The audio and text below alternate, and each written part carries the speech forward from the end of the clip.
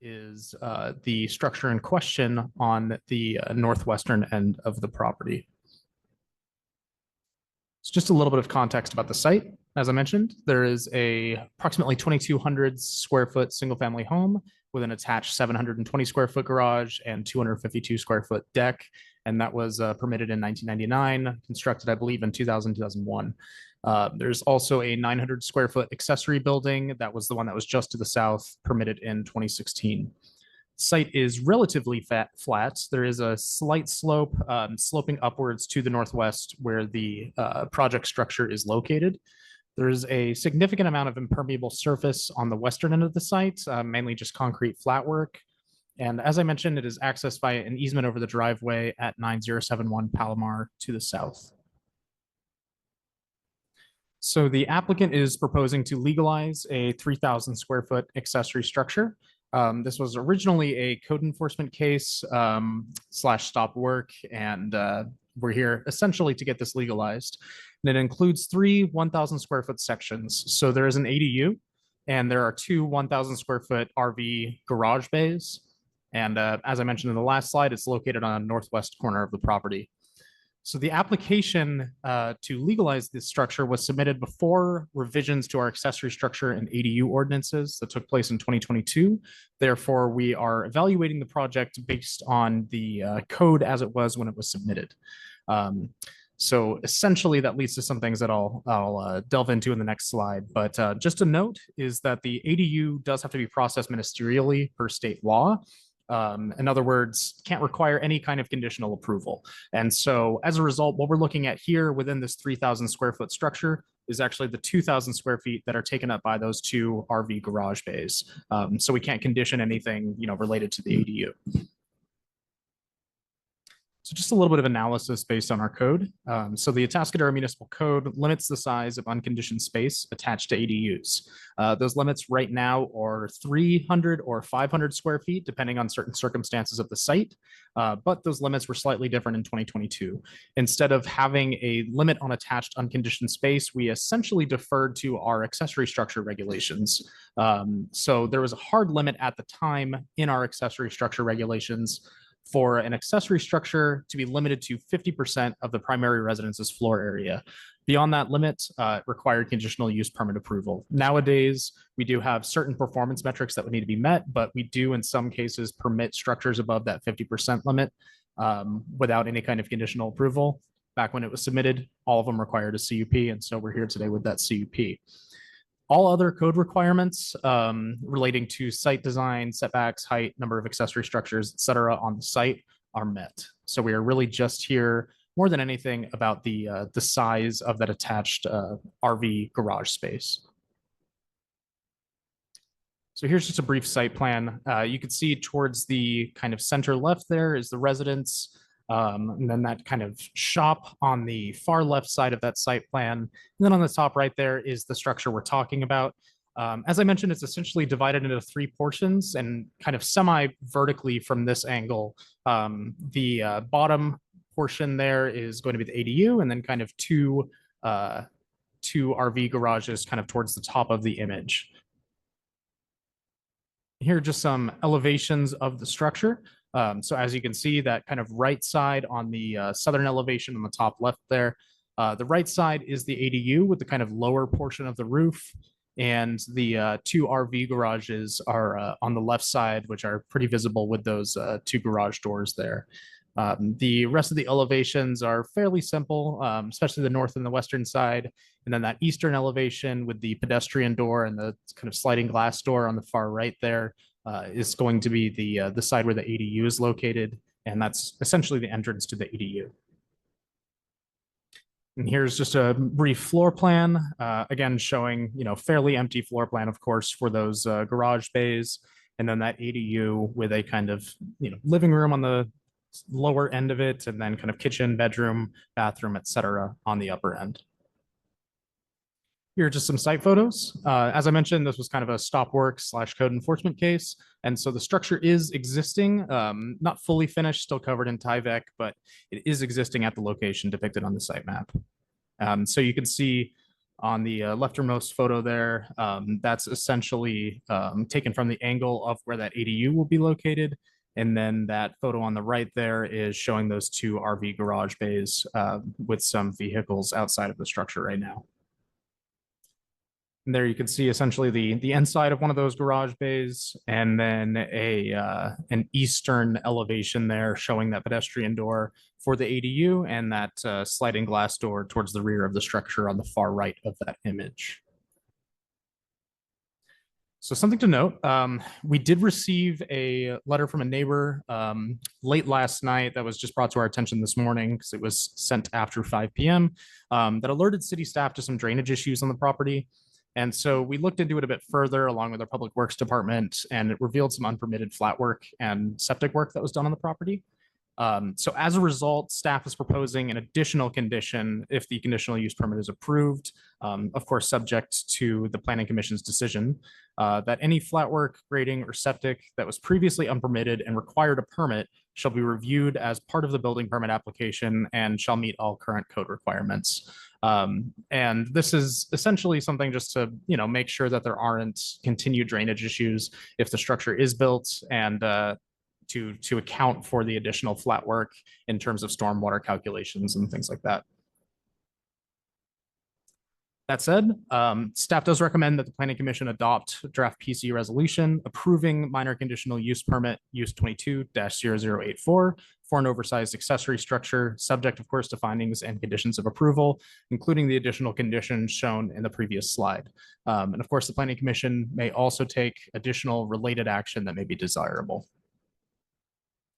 There also are some alternatives there to the staff recommendation. Of course, the planning commission can deny the conditional use permit application, can continue the item for further discussion or directions, or suggest other modifications to the project. And the commission, if they do decide to continue the item, should provide clear direction to staff or the project applicant on specific information that's needed to return for review and for a decision in the future. Any questions? Any questions for staff? Yeah. Go ahead, Commissioner Hughes. Okay, so is this and so it looks like there's sewer there and they have two RV spots for parking. Do you know if there's ever any chance that this would be used as an Airbnb or any sub rental? So any ADUs that are approved in the city now require the applicant to sign a deed restriction, essentially stating that it's not going to be used as an Airbnb. Of course, that doesn't guarantee that it won't, but it's a good affirmation on their part. Yeah, and so since there, looks like it's RV parking, do you know if there's hookups for sewage, or like actual RV hookups in there for it, or? No, there's not. That's something that we don't typically allow, and would have been reviewed as part of the building permit. Yeah, because this is like does it ask for forgiveness thing? So I just want to see kind of how far they are in the project. So, okay. And then currently it looks like it's used just for storage for them, because it looks like they had a couple Polaris's and stuff in there. So just personal storage is what it looks like. Yeah, I visited the site, I believe, in late November. At the time, the actual ADU portion was not finished. It was essentially just framing. The garage portions are essentially being used as personal storage. I believe there's like a workshop desk, little things like that. Okay, we're just trying to see like long term, like the objective. It would be, wouldn't want to have a situation where someone's renting out one RV spot, and then also having an ADU there, where at some point it's, it can be a little bit of a steep cliff. So thank you so much. Commissioner Schmidt. Thank you. Could you please go over the sequence of things again? I'm a little bit confused. So there's the storage unit that wasn't permitted, correct? Okay, and now there's the ADU. Is that attached to the storage unit or is it detached? So as I understand it, because some of this did occur before I was an employee of the city, there was essentially a code enforcement case / stop work case that began prior to 2022. And then they were essentially alerted, that they would need to submit for a permit for the work that was done. In mid to late 2022, that was when the actual permit was applied for. That said, we didn't receive a full and complete application to the extent that we'd be able to present it as a conditional use permit with all the information that we needed until I believe it was like August or September of last year. After which there were a couple of rounds of corrections, and we wanted to make sure we had the full site plan and other pertinent information before we kind of made it into a staff report and presented it before commission. And so the permit you're talking about is for the ADU. There's two separate permits. There's one for the ADU and there's one for the accessory structure, just because they are categorized separately, And so that's, but they are attached in one structure. and so the accessory structure, that's an as-built permit. That's correct. And again, and that, how long has that building been there? As I understand it, it's been there for about 4 years. Okay, I don't know, fellow commissioners, there was a letter from a neighbor, Scott Greenway, talking about drainage issues that are in the area. I'm just commenting into myself, and I was reading this and then hearing what you're saying, the drainage issues then have been there for 4 years, essentially, ever since that building was built. That increased the runoff. If there was nothing underneath of it that wasn't impervious. And now you said that there's additional concrete that's been added to the footprint of the area. So as I understand it, it's been kind of a gradual process with the flat work. I couldn't tell you exactly like year by year when what portions of the flat work were installed onto the property, but I do know that there's been kind of a gradual increase on the amount of the property, some of it related to this structure, some of it not, for quite a few years. So when it comes to impervious area, is it all going to be considered as new impervious area of the building, the ADU, and the additional concrete that either we know about or don't know about it? And so there potentially there could be more than 5,000 square feet of impervious area. There could. We do still need to do more research on our end as to what was originally permitted and what was not on the flat work. We do have some older site plans that we can kind of compare from. But that said, we are essentially going to be taking it in all as one number, whatever that number may be of impervious area. So it may kind of, assuming what your next question is going to be, it may trigger stormwater reporting requirements. Well, it's going to require it no matter what, but it's what level we're talking about. Mm-hmm. As far as the as-built building portion, so they, in terms of permitting that, they've had to provide, because now we're talking about 2002 building code in our city versus 2019. No, we are basically for the for our zoning code in terms of how we look at unconditioned space that's attached to an ADU. That has changed since 2022 when the project was originally submitted. Right now, what we do is we do have a limit of either 300 square feet or 500 square feet, depending on some specifics of the lot. When this was originally submitted, unconditioned space attached to ADUs was essentially treated the same as if it was a separate accessory structure. And so those, that limitation, for example, of 50% of the floor area of the home, that was essentially what would kick in certain requirements for a conditional use permit, et cetera, rather than the hard limit of 300 or 500 feet that we have today. So I was delving into the as-built structure. That was it. It normally would have to have, well, it's getting an as-built permit now, so it should have been permitted 4 years ago. At that particular time, we were under a different building code than we are now. So as the as-built permit goes for the building code, is it being permitted under the 2022 code or the 2019 code?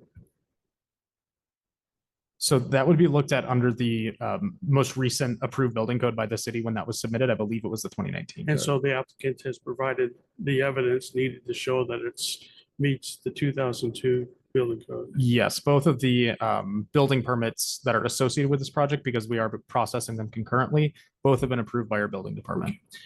And lastly, state law talks about non-conformance either zoning or structures, I believe. So as far as the ADU goes,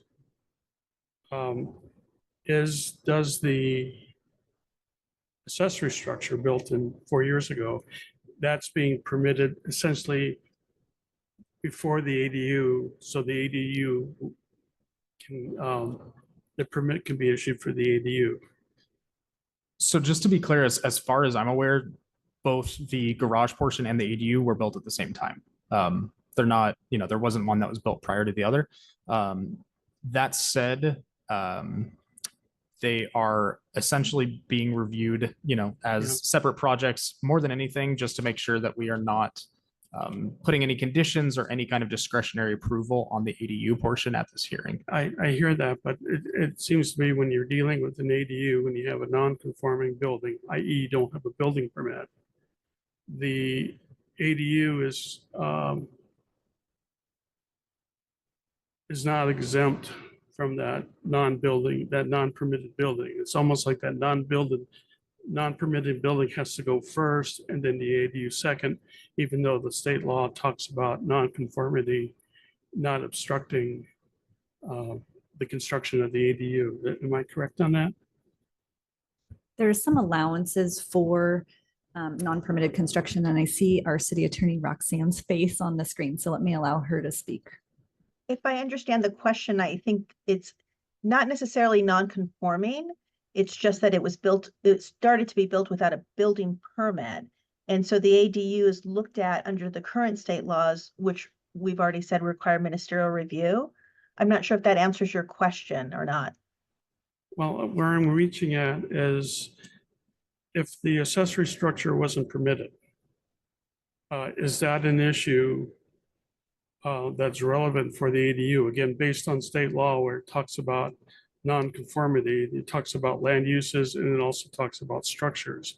My understanding is not having a building permit is not a non-conformity issue with respect to building. Is that it's? I think that's correct. It's not. This doesn't have to do with it being non-conforming. It has to do with it being built without a building permit. That doesn't make it non-conforming. A person can come in and legalize it like they're doing now, and that's the process where we're at. Okay. Thank you. Anybody else have questions?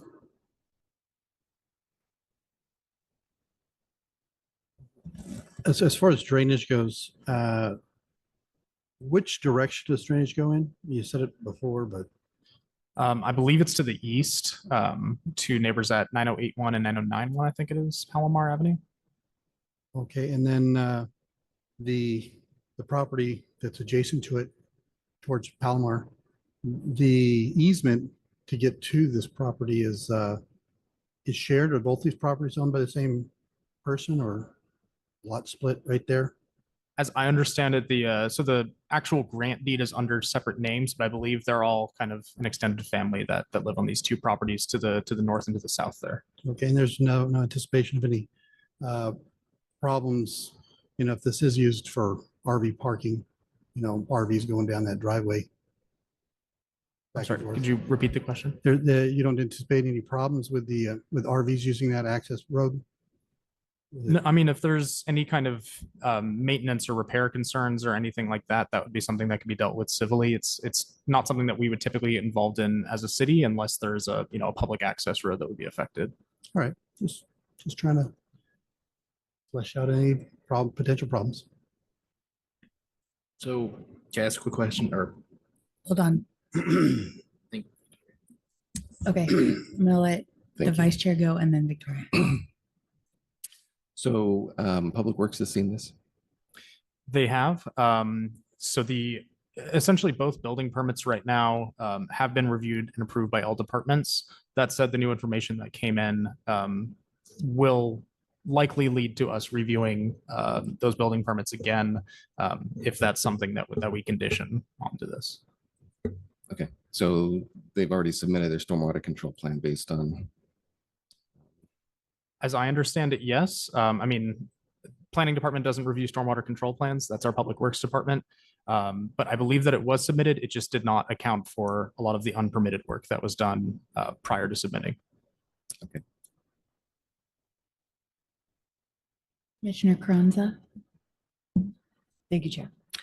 All right, so I was reading also to what you were saying earlier, Commissioner Schmidt, about the note that we received, public comment via email, and, you know, Public Works, yes, they have reviewed, but this 9:30 p.m. email here mentions, you know, one of the neighbors asking the applicant to install a perk pond or a retention pond equivalent to be built on their property. Would that be anything that Public Works would even consider? Do we even have the liberty to even think about that? Or is that a review after this gets approved? Because it seems as though that could be a good solution between the neighbors. But if we approve it with, oh, the review for the septic install and the unpermitted, you know, flat work, and then they have to rip all that out, that's a huge cost, and they might be utilizing facilities without anything to capture all of that, you know, black water, gray water. So I'm just trying to see, are we putting a contingency that might financially restrict this applicant even further, or are we potentially causing a problem with something that could be, I would maybe want to ask the applicant in a little bit about that conversation, if that's at all something that they've tried to mitigate or thought about going forward. But I understand the predicament of the city. Maybe you could weigh in on that.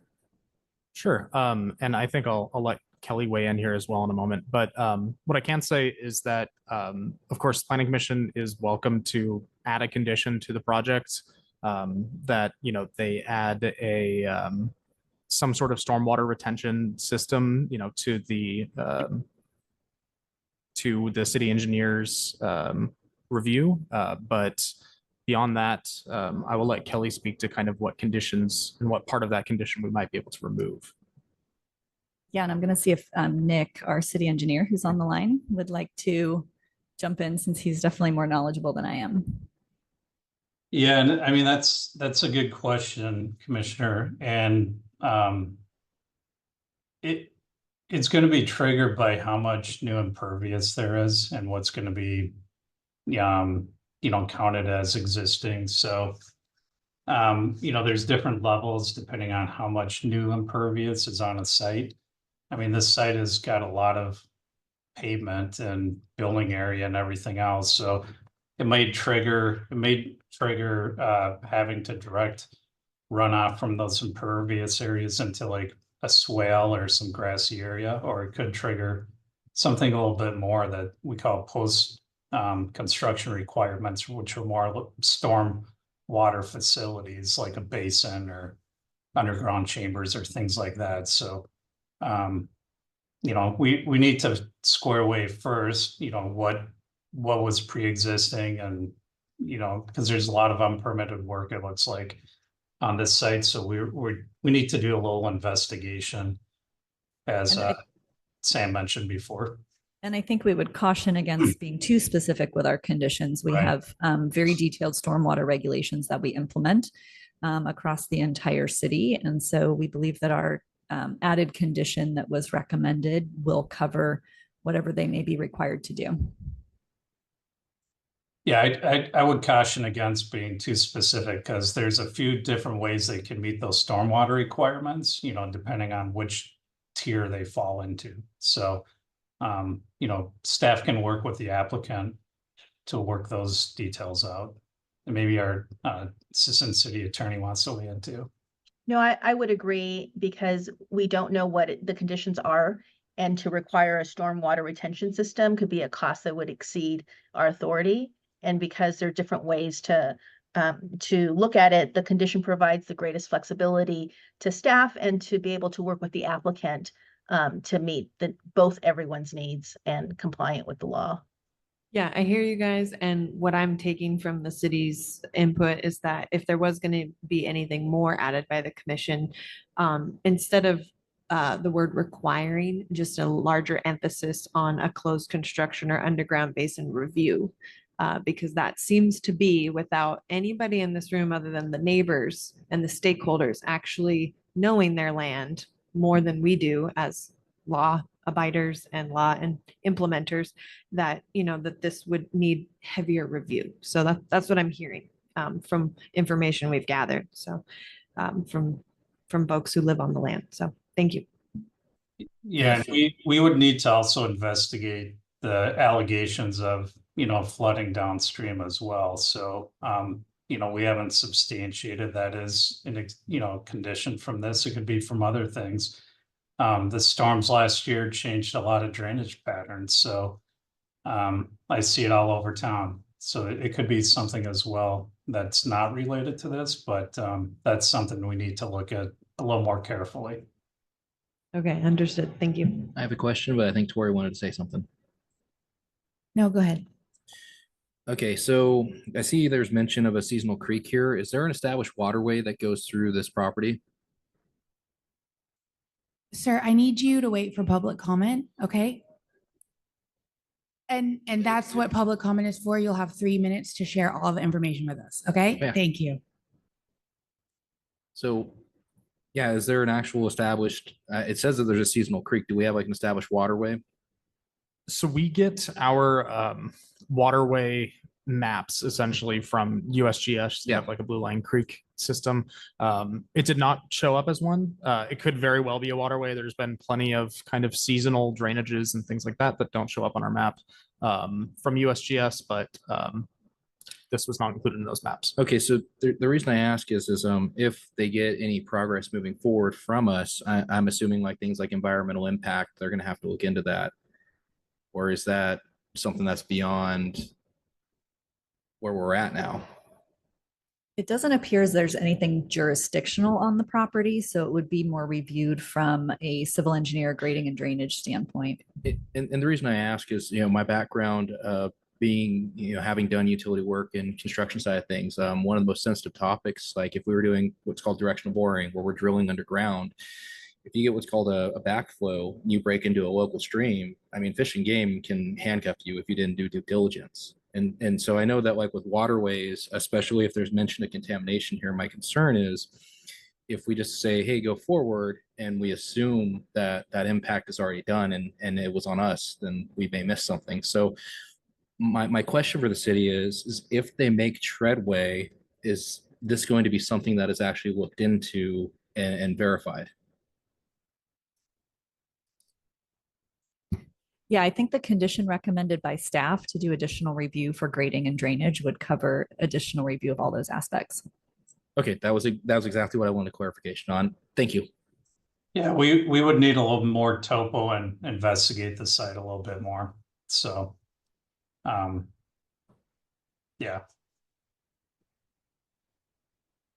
Go ahead, Commissioner Schmidt. And then referring to the neighbor letter again, talks about fill being placed. This is what he stated in his letter. Does the CEQA exemption that we're being told to approve with the project, is that cause any problem if this issue that we're discussing on the creek, if it becomes something that needs to be studied, then we need to have a biologist or someone look at it. What happens with the exemption that we're supposed to grant with the project? So the drainage that's on this property is not jurisdictional. We have a number of non-jurisdictional drainage ways that have a sort of a smaller water catchment area. The Tascaderos has a lot of topography. We have a lot of little drainage swales that come off of properties, but this one and many others are not jurisdictional. So in this case, it just has to comply with our city engineer requirements, our LAMP requirements, our stormwater, post-stormwater requirements for drainage. And so that will be assessed with our additional review and it will not impact our CEQA determination. So when it comes to determining what type of creek it is or swell it is, then the 2 weeks of water in the swell, the soils and plants that are in the swale or around the swale, those aren't going to be considered or looked at all? They've already been looked at for this site and it's not a jurisdictional waterway. Okay, thank you.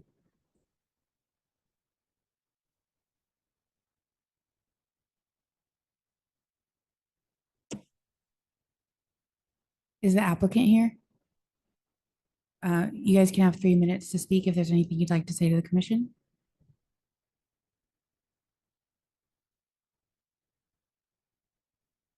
If you can come up to the microphone, just because we're recording it. Oh, I need you to You come have up to- to the microphone. Yeah, you may have to turn it on, but just because we're recording and it'll record your voice better.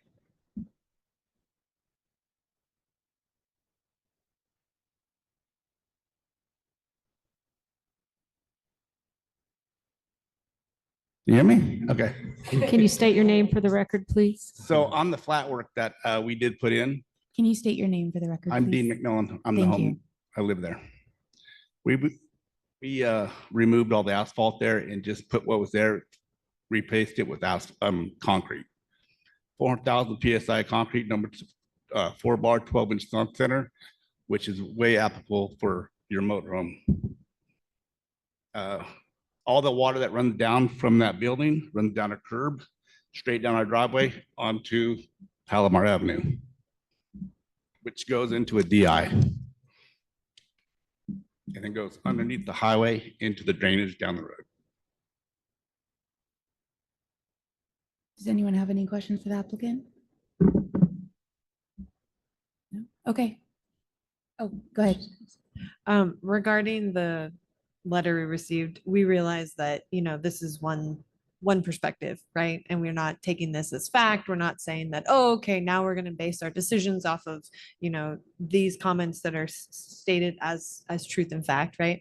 However, it is a valuable perspective nonetheless of someone that lives on the nearby properties. Could you at all address anything regarding, neighborhood mitigation issues that you guys have done? This talk of rock put in to mitigate any sediment or perk pond talk, anything to share? Yeah, my name is Christy McMillan. I'm also the homeowner there. And I just wanted to say, we have talked to Steve, I believe, before. He never mentioned anything about a pond to us before, but we did tell him, because he said a few times, the neighbor above us on Junipero, he'll leave his hose on because he waters his trees in the backyard. And from that water, we get runoff through our backyard from his to his house, Steve's house. And so we did build Scott Greenway. him, or Scott, I'm sorry, Scott. So we did build him rock and wrap, just to try to help with that, because it made a mess in our backyard as well. So, just to let you guys know, kind of, we are very cordial with the neighbors and want to make everybody happy and, try to, get that situated. But I did want to add about the RV units. They're not all just for RVs. It's for ours, we have 2 boys and they like their toys. So we want to keep them safe and clean. And it's for boats. We have a couple boats and my parents own the house in front of us. And so we store theirs as well. And that's why it's 2 of them and the large units. And then the ADU will never be used as an Airbnb from us. My father-in-law got COVID really bad and he had to move in with us. So currently he's living in my home for 2.5 years. And that's kind There's of other mitigation issues. why we were trying to get everything, situated. So. Thank you for sharing all that. Yeah. That's valuable. Thank you, guys. Thank you. Okay, so now I will go ahead and open public comment. If you would like to speak, come up to the microphone. You'll have 3 minutes. Please state your name for the record and and if there's anyone on Zoom who would like to speak, please raise your hand and we'll get to you. Yes, hello, I'm Greg Parizek, and I live at 9101 Palomar.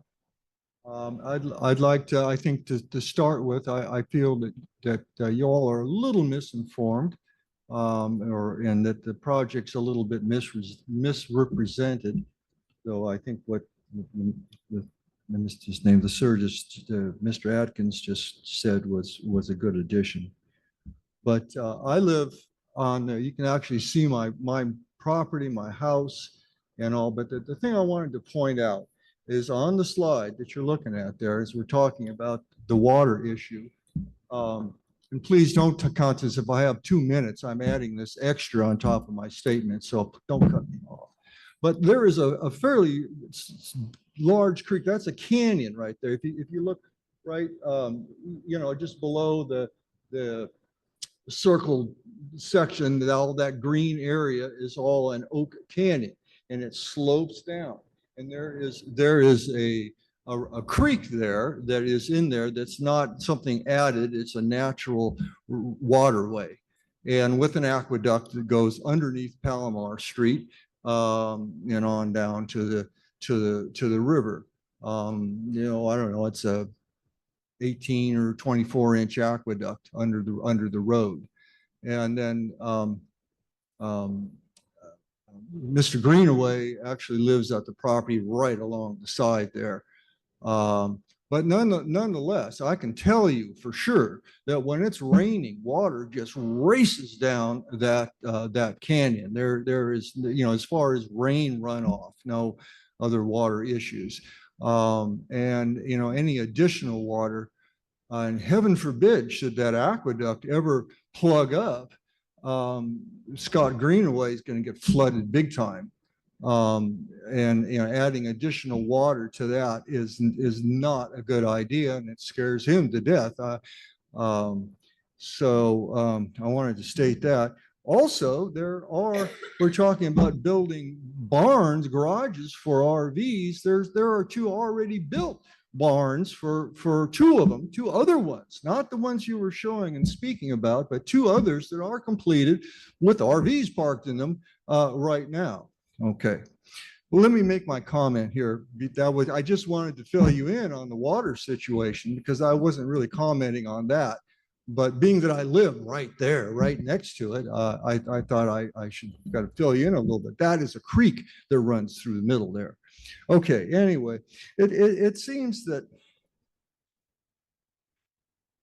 the building will at least in part be used for construction business. They have a construction company. There's already 3 trucks parked right down there right now, construction company trucks. They have I don't know their business, but it's a construction company. And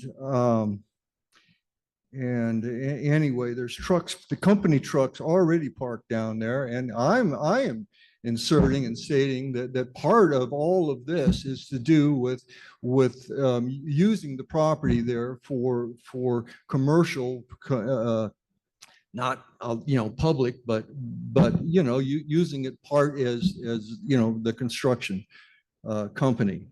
And okay, and that before that project was stopped, you say that building was completed 4 years ago. No, the construction started 4 years ago and it's gone on for 4 years. And it didn't stop until neighbors, I believe, up on the other street above complained and brought it to your attention, and you stopped everything, and then the noise finally stopped. And there was peace again there. They have no idea how irritating all that noise is consistently, all day long, with tractors grading and forward, backward, beep, beep, beep, beep, beep, beep, beep, beep, beep, backward all the way all day long, and day after day after day. You're at 3 minutes, so if you can wrap it up. Please. Pardon? You're at 3 minutes. If you could wrap it up, please. You're at 3 minutes. You've gone past 3 minutes. If you could just wrap it up. Let me make my I understand, but you have 3 minutes and I've let you go over. So if you can just wrap up what you want to say, just be Okay, concise. well, what I, Okay, what thank I, you. what I want to say that they have no consideration for their neighbors, and that several people on the street above and all around there, including, the next door neighbor, have complained about the noise. The noise just goes on and on. And thank God it was stopped. And I'm just saying that enough is enough. And there's a lot more going on there than what they're indicating. Their children have used that for party houses going half the night, and which didn't stop until the police were called. They have dune buggies there. You saw there was a picture of the dune buggies in the barn there. Those are unlicensed, not street legal dune buggies. That is, kids race up and down the street uncorked, loud, and motorbikes racing up and down in front of my house, and endangering people and people's pets So, as well. So I appreciate your comments. I'm done. Thank you Okay, very thank much. you. Please take all that into consideration, and don't let them go do any more.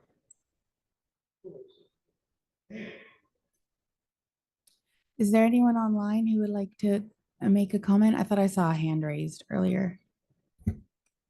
Do not see a hand raised currently. Hopefully people on Zoom can hear. If you would like to speak, we use the raise hand function in Zoom. Okay, seeing none, I will close public comment and bring it back to the commissioners for any discussion. Madam Chair, if I can interject. Yes, Because please. this is a public hearing, you should allow the applicant to have just a small time for rebuttal, just for 1 minute or so, as he wraps up. That would be appropriate because this is a public hearing. Okay, I will reopen public comment if the applicant would like to say anything in rebuttal to the other public comments.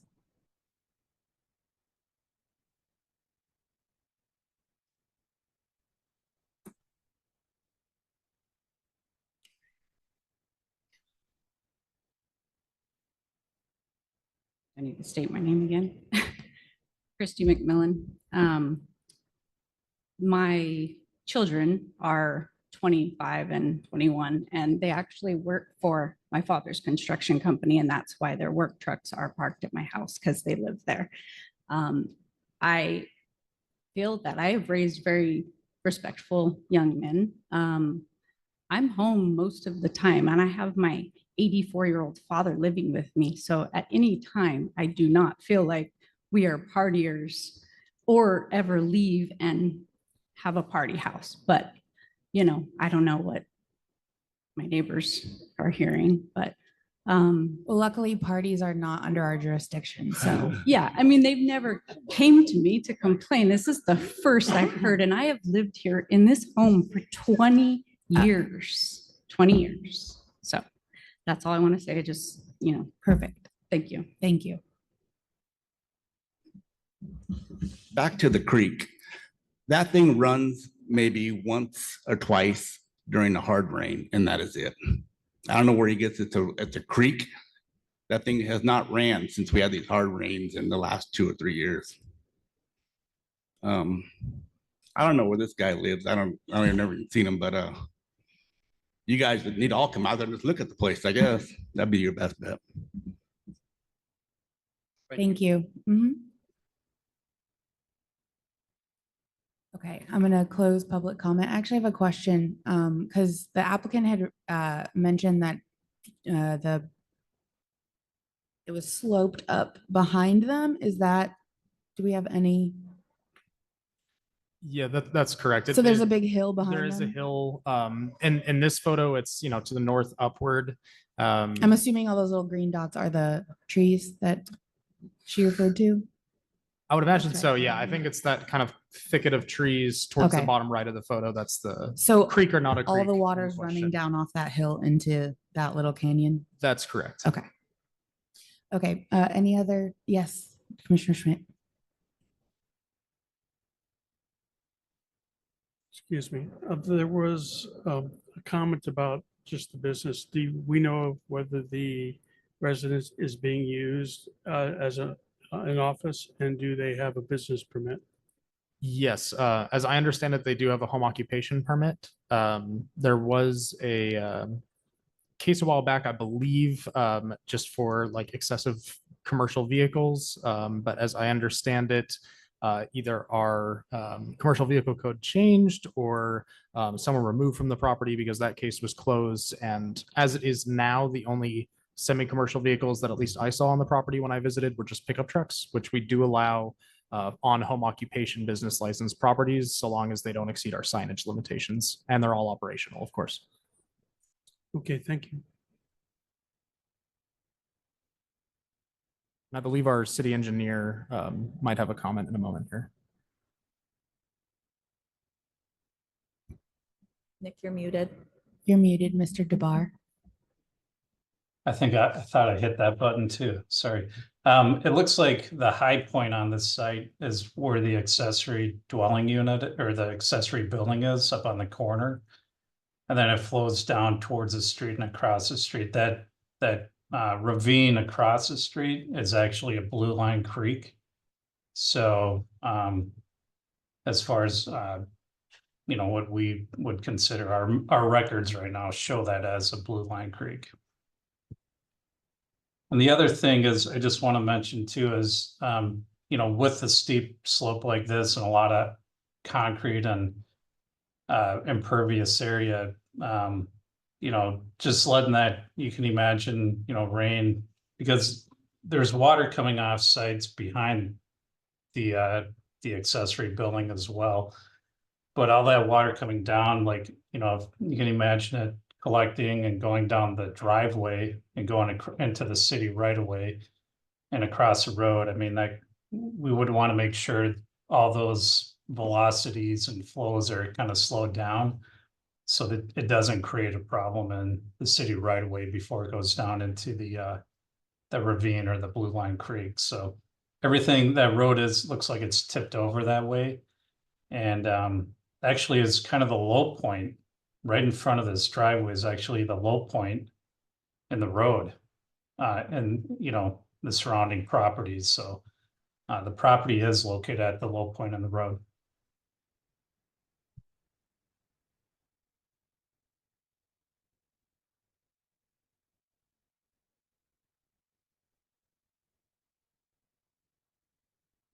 And we're pretty confident that adding the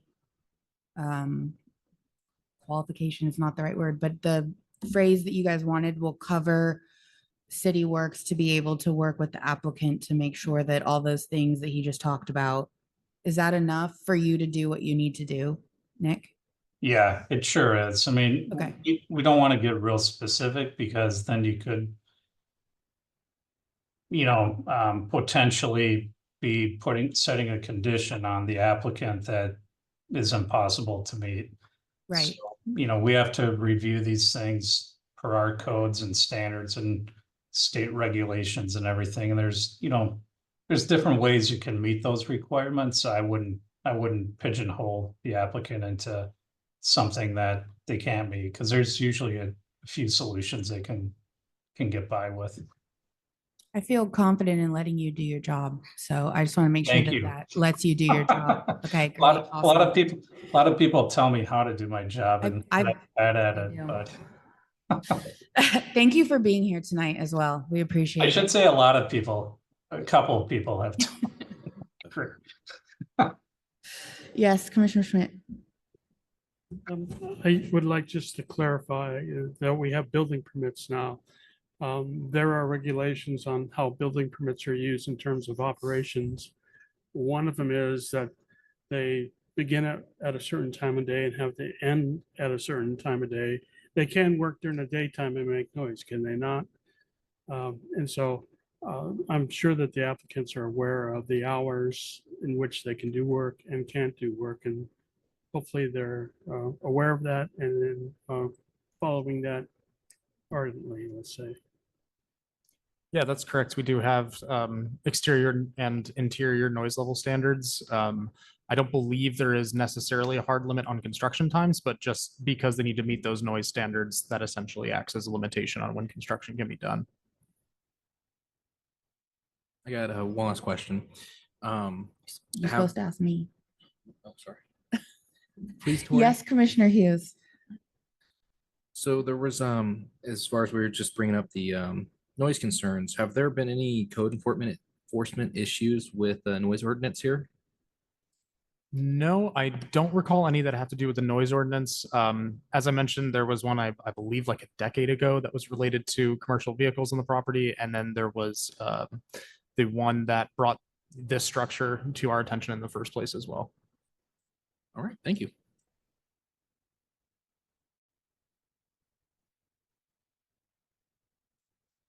Can you put up the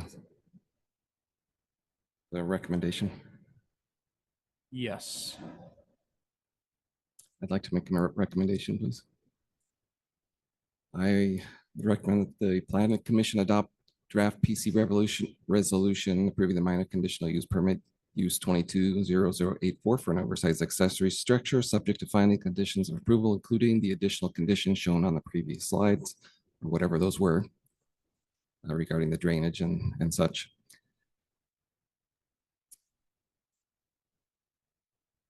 I'll make that motion. I'll second that. Roll call, please.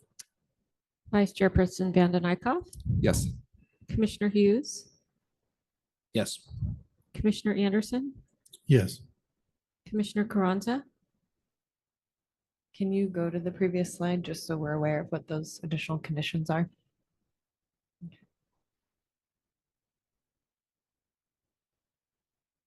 Okay, yes. Commissioner Heath, Commissioner Schmidt, Yes. Chairperson Keen. Yes. Motion passes 7-0.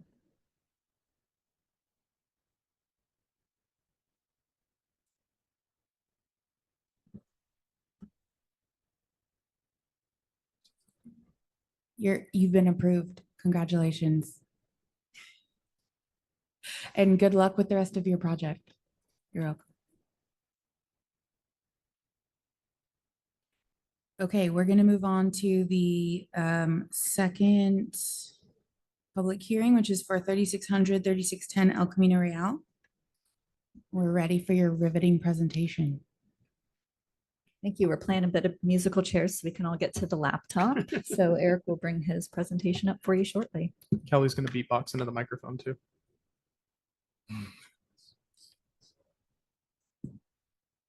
Just remember boots and cats. Can we do ex parte on this one? Yes, thank you for reminding me. I'll get better at this, I swear. Okay, ex parte, Commissioner Carranza, Done. Commissioner Schmidt, Commissioner Hughes, No ex parte. Commissioner Heath, No ex parte. Commissioner Anderson, None. Vice Chairperson Vanden Eyck, None. and none for me either. That's a lot of words, Jeff.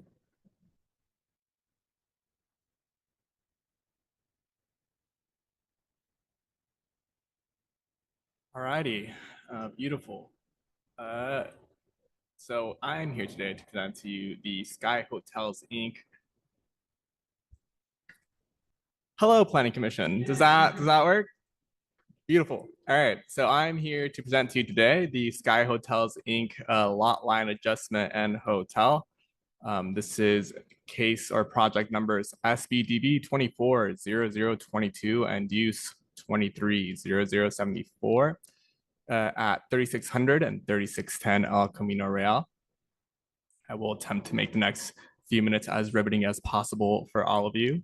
And of course, today is February 20th. This is my first Planning Commission presentation, so very excited. Alrighty, so project location, just a general lay of the land. This is just north of the San Anselmo Highway 101 intersection, next to the Kennedy Club Fitness, where you would find the Colony Inn sign these days, 3600 and 3610 El Camino Real. Currently a general commercial land use designation, and in the commercial retail zoning district. Project is actually composed of 2 lots. It's a total of 3.52 acres on the site. So we'll go over that in just a second. Here's an aerial picture of the site for those of you who are fans of roofs. So right within that red line is the project site that we're discussing today. Just to the left of that red line or north as you're looking to the picture, that's the Kennedy Club Fitness Center. Highway 101 is labeled El Camino Real. It's not labeled actually, but would be just in front of the hotel opposite side of Highway 101. All right, so a little site context for you. So these are two legal parcels totaling 3.52 acres, actually created kind of like a flag lot. So you see there on this on that picture, you have lot 1, lot 2, El Camino Real, of course, being on the top of that picture, and Highway 101 being at the bottom of that picture. We will be talking about the lot line adjustment, which is being really created to or adjusted to the proposed development, but much or all of the proposed development will be on lot 2 on that southern, or I guess it should be western portion of that property. The existing site hosts a 76-room hotel with a pool, dining hall, also a meeting hall, and tennis courts, which are actually associated with the Kennedy Club Fitness establishment. And much of this development with some remodels has been on the property since the 1980s. The site as existing does generally slope and drain towards the northeast corner of the property where there's an existing pipe and outfall. So here's the existing site plan for you all. Existing hotel shown in dark or the gray fill. The existing meeting hall being labeled pretty clearly there on the near the bottom left. And just above that, that kind of blank square, that would be the existing tennis courts. And you can see kind of how the topography takes you to that top left corner of the property. That would be the northwest corner of the site. El Camino Real being labeled there for reference. Here are a couple of site pictures to give you some, better idea of what's actually going on the site. The top left, that's actually looking from the existing hotel site. That is the dining hall. If you just look to the right of that in the blue, you can see those tennis courts, which are part of the Kennedy Club Fitness. A little sliver of the Kennedy Club Fitness building being captured off in the background there. Everything behind that would be Highway 101 going downhill. On the bottom right on that picture, that's actually taken from the the southwest corner of the property, kind of where I mentioned the site drains to. You can see that hotel sign, freeway pole sign in the foreground, and of course the dining hall again in the background. So the proposal, of course, you have a lot line adjustment. That one is pretty straightforward. Again, the lot line adjustment is just to kind of make sense of the site in terms of it just being two properties right now. We'll kind of follow the line of disturbance for the new development. And as for the vertical development on the property, they are proposing a 4-story, 113-room hotel. All the kitchens in the hotel room will have cooking facilities. Sorry, all the guest rooms in the hotel room will have cooking facilities or kitchens. They are also requesting that the Planning Commission approve a height modification above the commercial retail zoning district's height requirements for a total of 49 feet and 3 inches on the height, max height of that structure. And a request as well for an approval of a parking modification for a reduction of approximately 10% below the required parking spaces for the site. And we'll get into a little bit more of what that means in the following slides. Nice little picture for you to, appreciate the development there. Alrighty, so here's a proposed site plan up on the slides. You can see that where the dining hall and the tennis courts, sports courts used to be is now a new proposed hotel. The hotel, just for your insights, will share most, if not all, the amenities it has on site with the existing hotel. So access to the site continues to be from El Camino Real. Parking will be shared across both hotels. It kind of makes for an efficient use of the property. Both properties are actually owned by the same ownership entity right now.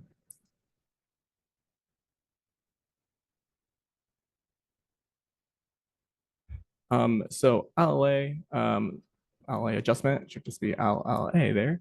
Lot line adjustment complies with all required criteria, really being that the lot was a legally created lot. There was a parcel map recorded for this property, I believe also in the 80s.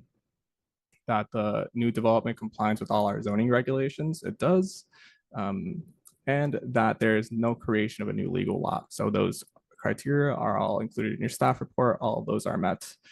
I want to make the next component fairly easy for you, which again is the vertical development. So I'll start out by saying hotels are an allowed use. The applicant is here because they're asking for exceptions that are written into our code as being allowed the conditional use permit. If those exceptions have not been requested, we would just be doing a building permit for this project.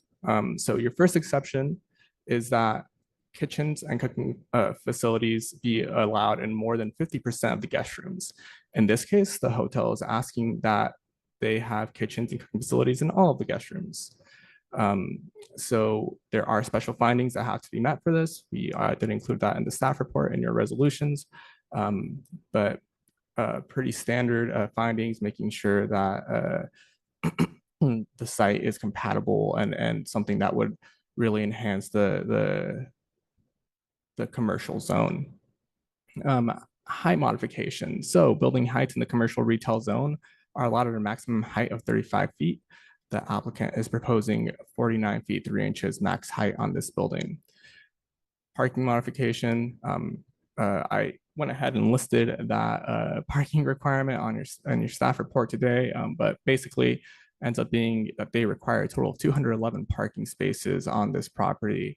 They are proposing 190 spaces total. 152 of those spaces will be on site and 38 of those spaces will be shared off-site at the Colony Business Park, where the Kennedy Fitness Center is right now. In addition to that, the project otherwise complies as of their preliminary plans with all other requirements of the commercial retail zone and any other applicable provisions of the City of Atascadero Municipal Code. Of course, the project, because it is a new commercial structure, went to Design Review Committee. So we did add conditions that incorporate the recommendations from design review, largely adding some features to help with just the size of the structure, since we do have that the height exception that we're allowing. So they're going to be including some nice awnings, increasing the size of their porte cochere, and they'll also be using a darker stone on the facades of the building as opposed to the neutral stone they have now.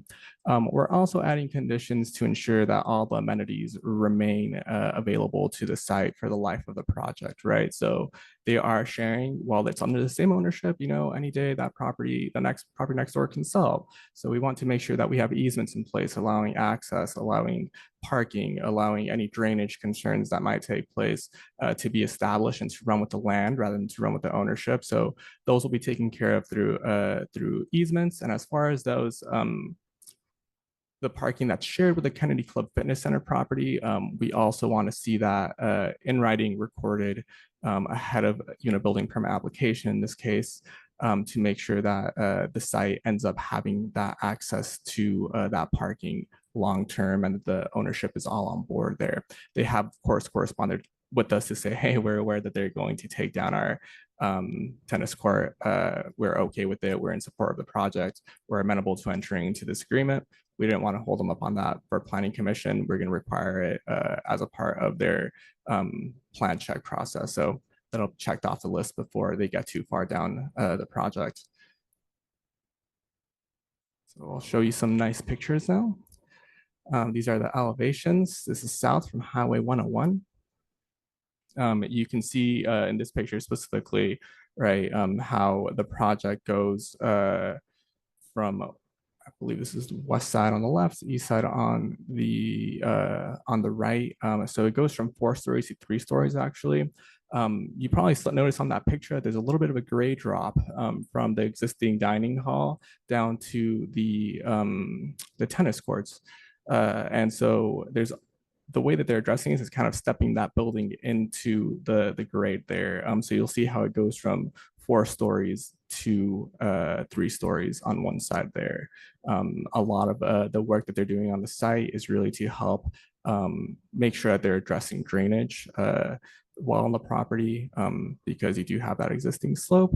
It also helps because you have a single family residence on the other side. It is a kind of a underutilized site in the commercial zone, but there is someone living there. We want to be respectful and keep the height at least feeling somewhat short for them. So that the 3-story, stepping in the building to that side of the lot is really helpful and kind of at least optically creating a smaller mass for the building. So this is that east elevation. So this is what the single family residence would be looking at. It's also helpful because you can see the size compared to the existing hotel there.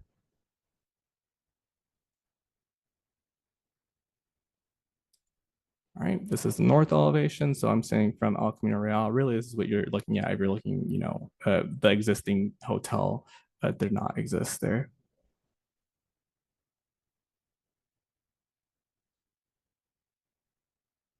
This is the west elevation. So this is from the Colony Business Park, where the Kennedy Fitness Center is. Again, the existing hotel there for scale is helpful. And you can see how that back road kind of comes in and down to the property or on the grade.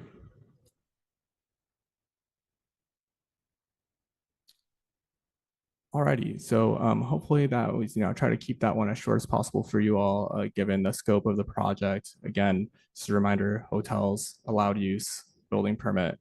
What we're looking at is a request for a few minor modifications for this CUP. So my recommendation to you all is that you adopt the draft PC resolution approving lot line adjustment ATL 2403. So our city project number SBDD 24022. And conditional use permit number use 230074, allowing the development of a hotel with a height and a parking modification, subject to the findings and conditions of approval that are found in your resolution. With that said, we'll open it for questions and discussion. Thank you, Eric. You did a wonderful job.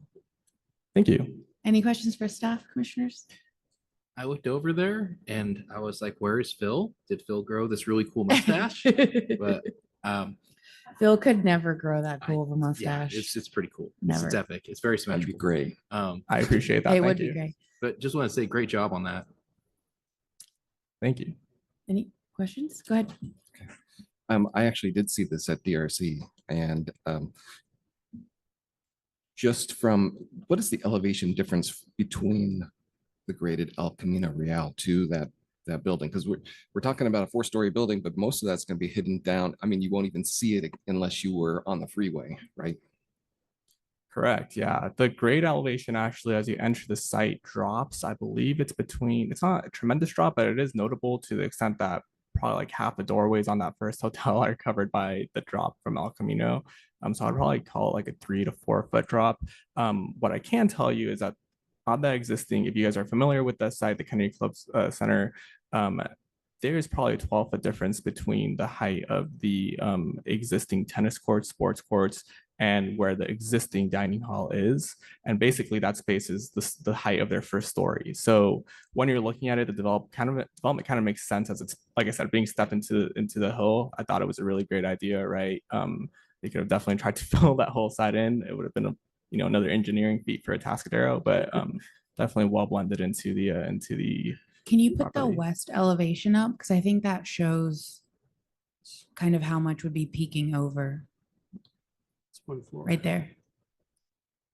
So you can see it's like maybe half a story above that. Yeah, there were some comments at DRC. We had actually people from the public were at our DRC meeting, which was amazing. But one of their concerns was, what would they be able to see from the other side? And I just wanted everybody here to realize that it's not much. It's mostly going to be blocked by the existing building. Correct. Yes, Commissioner Schmidt. I too was part of that DRC meeting that we had, and we really did scrutinize it really closely and discussed a lot of items, and hopefully the applicant's representative, one thing that was of interest to us was the glazing on the west side of the building, of the glass, and being reflective. And we were concerned about people even across the freeway side about what would they be seeing when the west sun is at that angle on the building, and the applicant's representative, they addressed it really well. I have, so we have one resolution for both projects, correct? That is correct. Yes, the lot line I adjustment. was looking and the through conditional use permit. the resolution for the findings on the lot line adjustment. And I'm not seeing a finding about equal to or better than in the resolution or the facts and the findings. Is there one in there?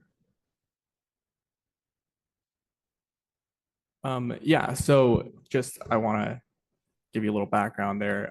We do try to consolidate permits as kind of they pile up, right? So when you apply for a couple of different applications, right, lot line adjustment here in CUP, they go to essentially the highest hearing body. In this case, the lot line adjustment typically would go to the planning director, so Phil Dunsmore, while the conditional use permit would go to the planning commission.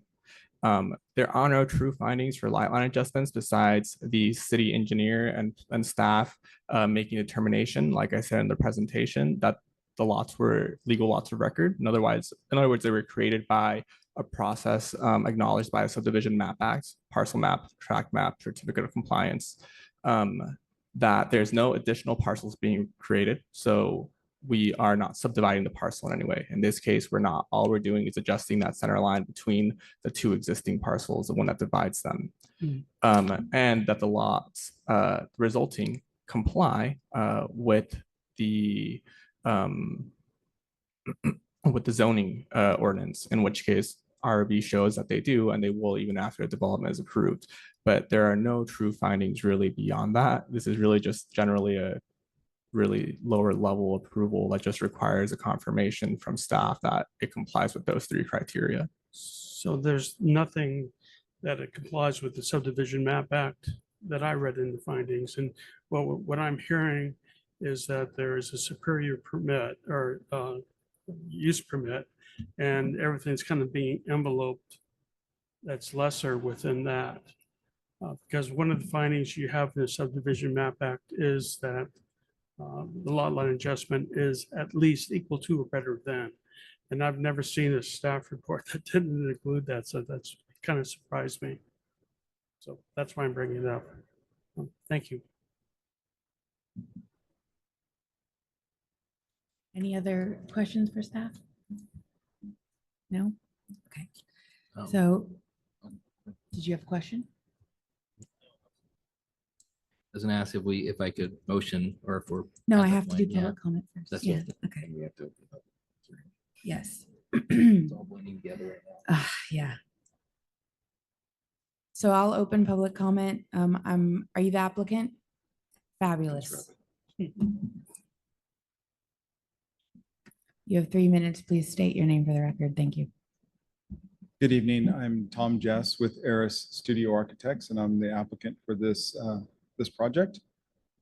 First off, I just wanted to say thank you to staff for being very willing to work with us. Been great to work with from start to finish, so I really appreciate that.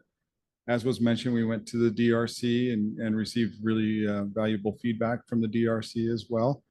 I don't have a whole lot to add to this other than to say that we have reviewed the conditions of approval, reviewed the recommendations from the DRC, and we feel comfortable with all the conditions, and I'm happy to answer any questions that you may have. Thank you very much. Yes, Commissioner Cronzo. Hi, Tom. It's good to see you. So I'm curious, this may be off a little topic, but I just have to ask your perspective on additional hotels in general, as far as the climate for them and appetite for them. It's not going to have a bearing on the vote tonight necessarily, but I just have to ask. And I'm also curious about if I guess your industry and particularly your company has looked at bike-friendly hotels and like what that could look like for tourism as you, finish up this project and Mhm. and install anything that could be not permittable stuff, but things that could be added to benefit the city and the tourists who come here. Yeah, absolutely. And I appreciate you raising those questions. Our firm in particular, what we do a lot of our hotels and multifamily projects. Those are kind of the two that we do the most of. So we do an awful lot of hotels. And one of the trends that's happened in the last 10 to 15 years is what they call a dual branded hotel. And a dual branded hotel, we have, this one's going to be a modified dual brand, but we have one under construction in San Luis right now as part of the San Luis Ranch development. That one is a Residence Inn and a Spring Hill Suites. And the way that those work are, it's going to be an extended stay hotel and a limited service hotel, both under the same flag. So in this case, it's a Marriott. If you look at the front hotel, that's the Colony Inn, which is being renovated into a Fairfield, which is a limited services Marriott. And then the Residence Inn is going to be behind that. The one, another one that's right by the SLO Airport that's approved and permitted, ready to start construction, but hasn't quite started yet, is going to be a Hilton Garden Inn and a Home 2, which is, they're both Hilton products, and the Home 2 is the extended stay version of those. And those hotels work really well from an operator standpoint and from a guest standpoint, because it provides two options on the same property. So they can share amenities, they share staffing. So if it's later at night and there's not much need, you just have one person working the front desk instead of two, from an operation standpoint. And as far as hotel demand in the area goes, in the local area, I would say it's one of the more popular regions to build hotels in, to be honest. And hotels really suffered during COVID. I mean, it was dead. There was nothing. And so, but the rebound from it hasn't been uniform. It's been very, very different. So vacation areas like along the coast in Cambria and, vacation areas where people wanted to get away, those rebounded really fast. They were dead and then they rebounded.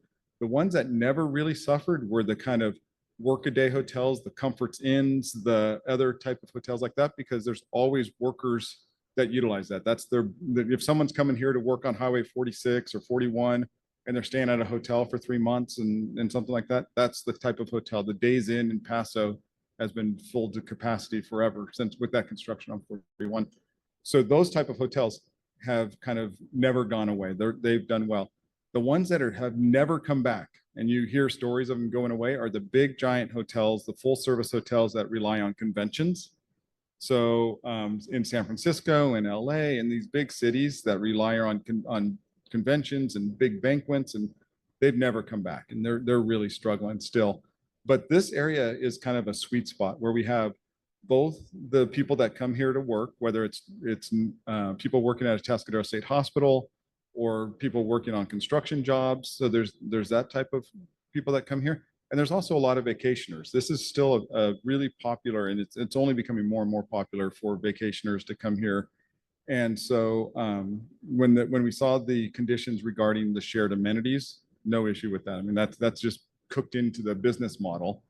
And then to address your other comment about the bike friendly or other features,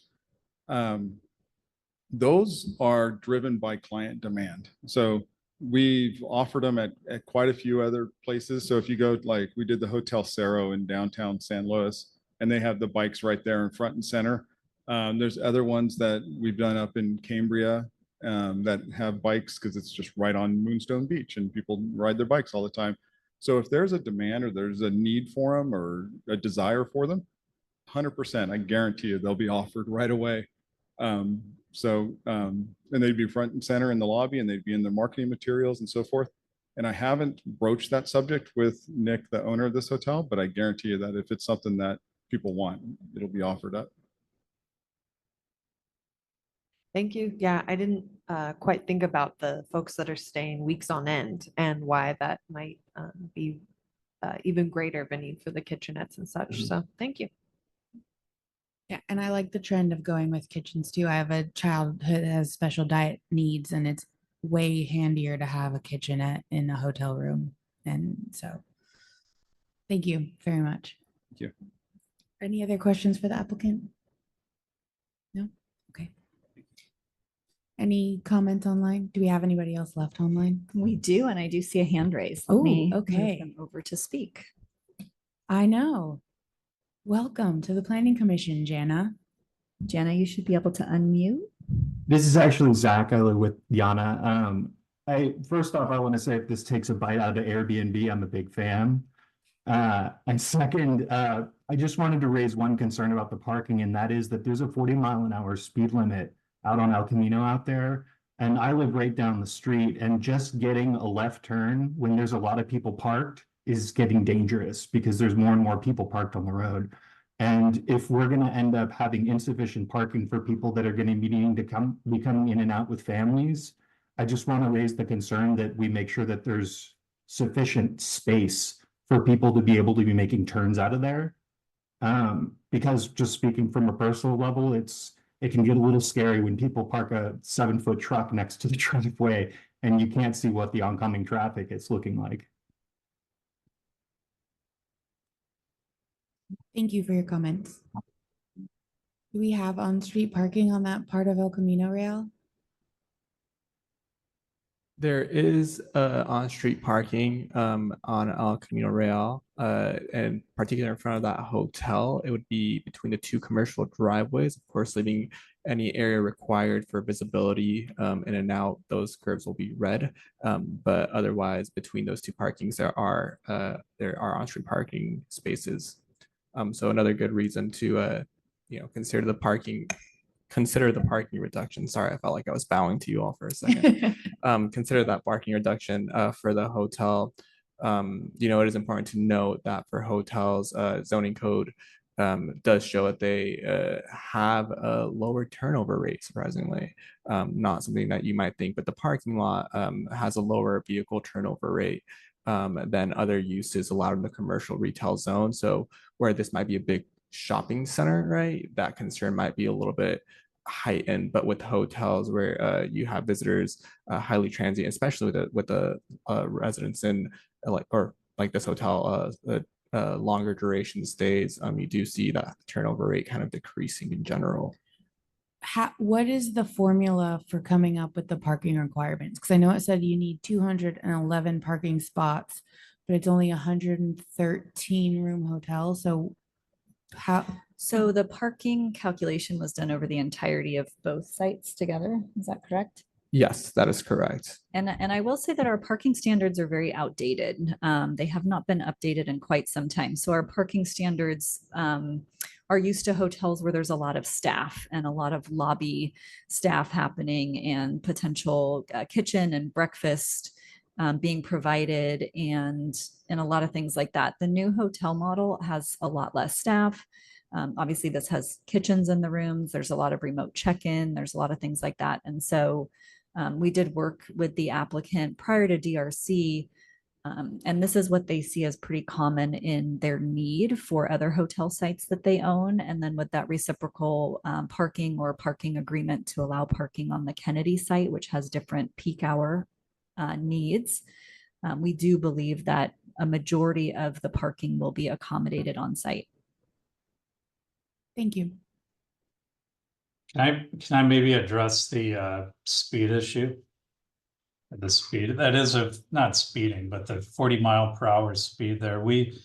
That was, as city engineer, that's one of the things that I recommend I do speed surveys every 10 years or so. But we just did that in 2020, and that section of El Camino is 4 lanes each direction. It starts northbound. It actually is merging into 1 lane right there. And there's not a lot of driveways. It's just, larger residential across the street, undeveloped frontage and whatnot. But what I was going to add is that the 2-way left turn lane in the middle of the road, that actually acts kind of like a merging. If any of you have made a left turn out of a driveway, even, south of here on, between here and Kerberell or anywhere, sometimes you have to duck into that 2-way left turn lane, that center turn lane, and then wait for cars, to give you a gap to be able to merge onto whatever direction you're going. So we do plan on keeping, I don't see this changing very much from its current configuration in the near future, but we will keep that center turn lane as existing for the foreseeable future. Okay, thank you. Any other public comments? I am not seeing any. Last call to raise your hand if you have not already spoken. Okay, I will close public comment and bring it back to commissioners. Yes, Mr. Schmidt. Since we're adding individual observations, throughout El Camino Real, people drive too fast. And regularly they do 40, they do 50, 55 in some areas. And so that gives people less time to turn out of parking lots or make left or right turns from an intersection. So I'm speaking to my fellow commissioners and people here.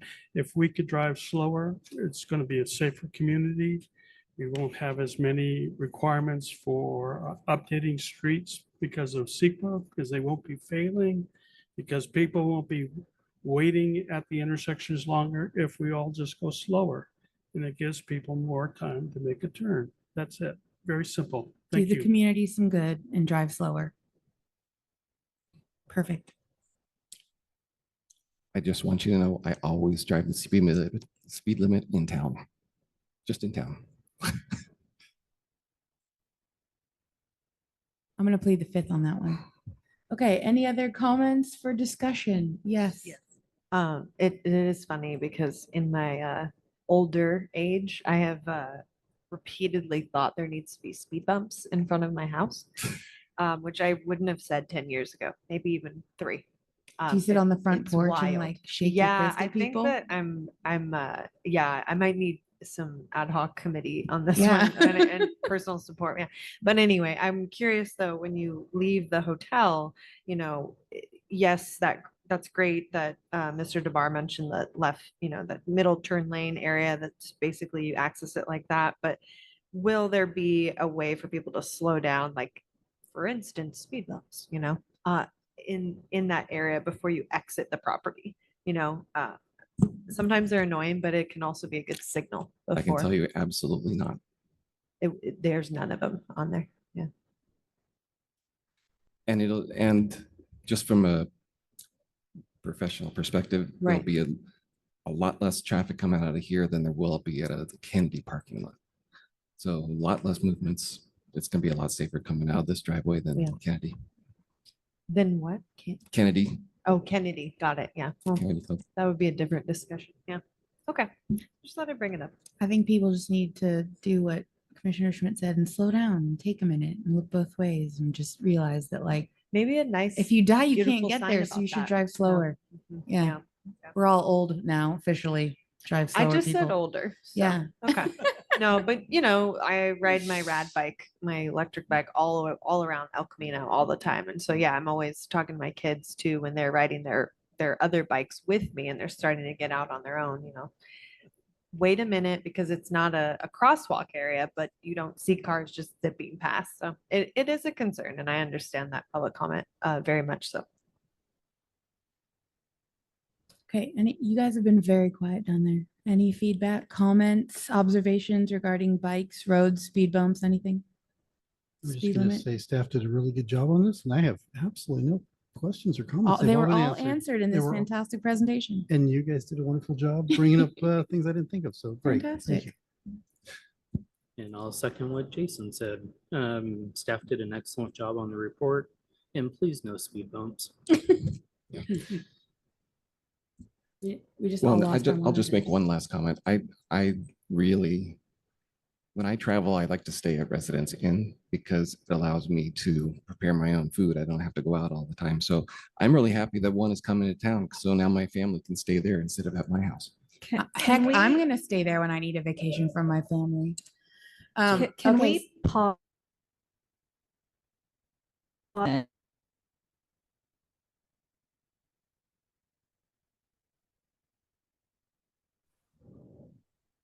Okay, we're back. We're back.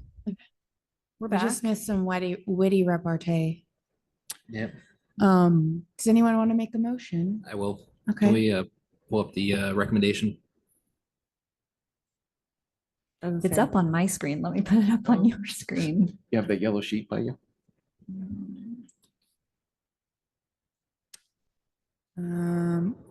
Yeah. Page so- 3. Right.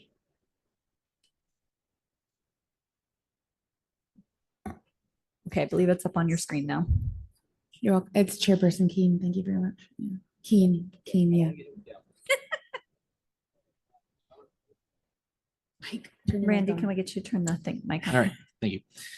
All right, I would like to motion that we approve staff recommends planning commission adopt draft resolution approving lot line adjustment ATAL 24-0003 and conditional use permit USE 23-0074 to allow the development of a hotel with kitchens in more than 50% of the guest rooms, a height modification and a parking modification at 3600 and 3610 El Camino Real based on the findings and take such additional related actions that may be desirable.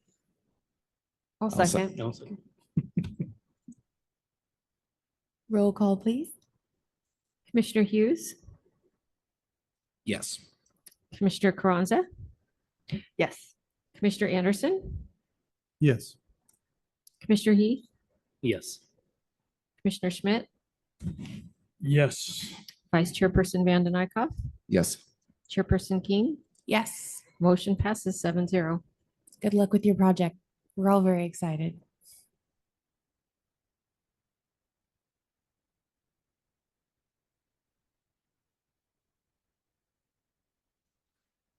Any commissioner comments or reports?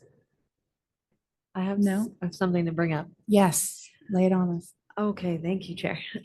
Well, my girls and I were walking down El Camino, and I was just curious about it just kind of is an eyesore. It's in between the Mercantile and the Pottery. It's that lot that has nothing but just dirt and gravel, and actually quite a bit of beer bottles and cans and glass.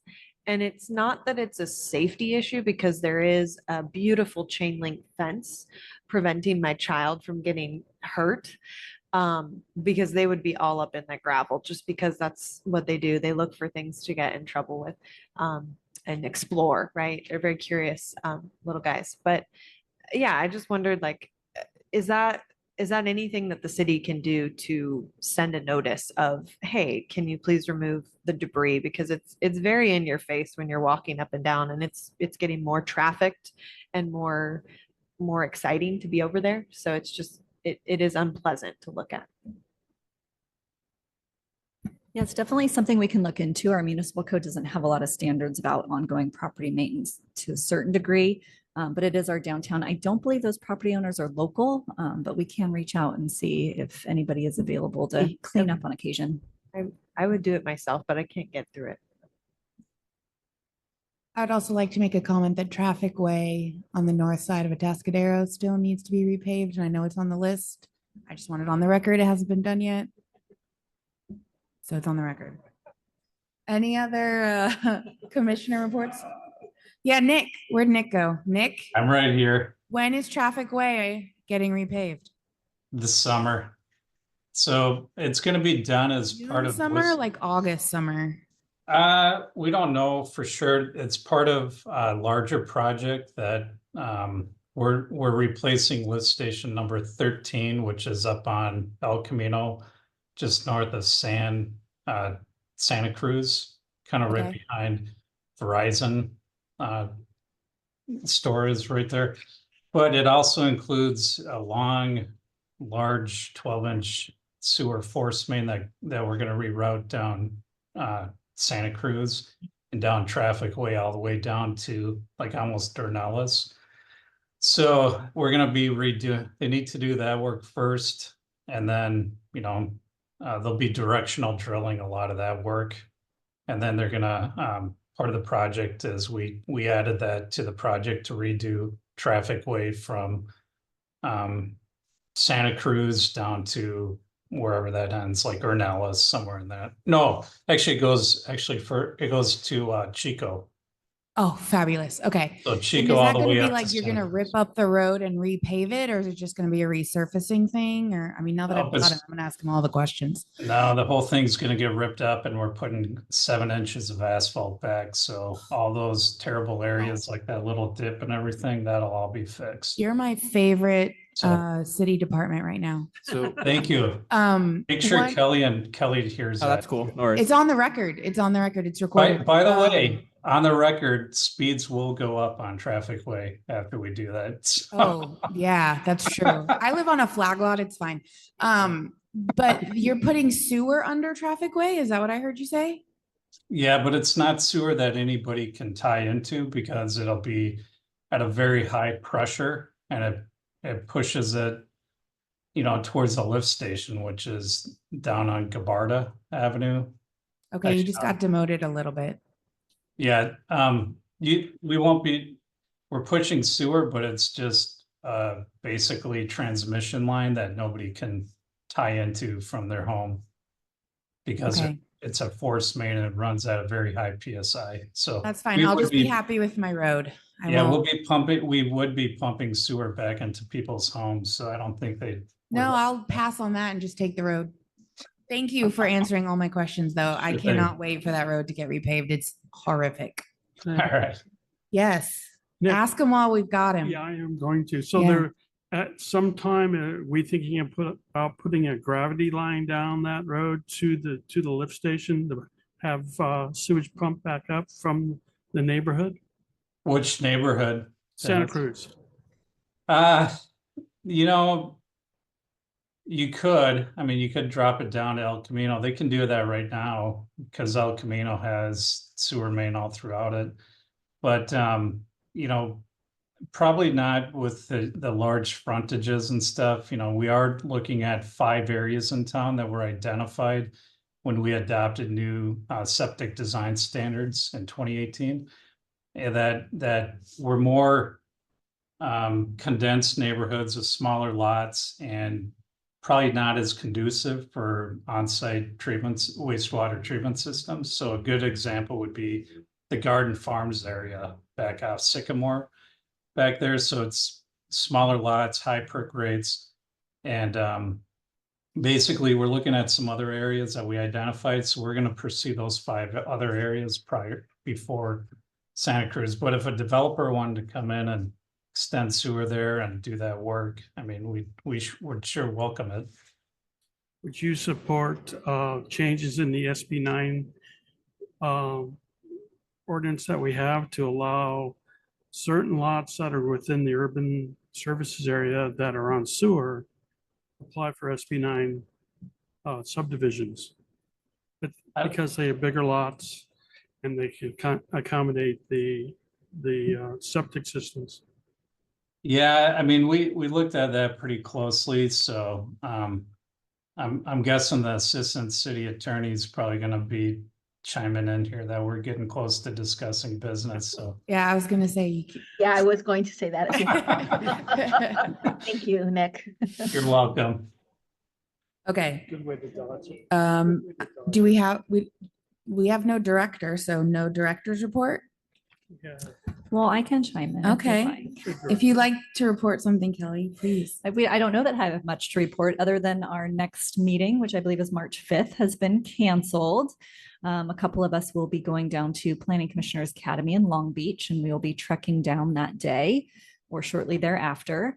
We are planning on bringing our final objective design standards to you the following meeting on the 19th. That's going to be a lot to get through. Not much has substantially changed since you guys did your initial review of it quite a few months ago when we said we'd come right back, and now it's been a few months. But we are tweaking it and making it perfect. We are having local architects look at the standards and make sure that they are feasible and understandable and get us the design of buildings that we're looking for in Atascadero, both inside downtown and outside the area. So we have done a lot of getting into the minutia on those and making sure that those standards are good. So we'll be bringing that back to you on the 19th. It'll probably be a longer night, but we are trying to keep that agenda just to that item. As long as we have snacks, we're good. We will bring lots of snacks for that evening. Okay, then I'm going to adjourn our meeting and I'm gonna use the gavel because I can. We will see you on March 19th.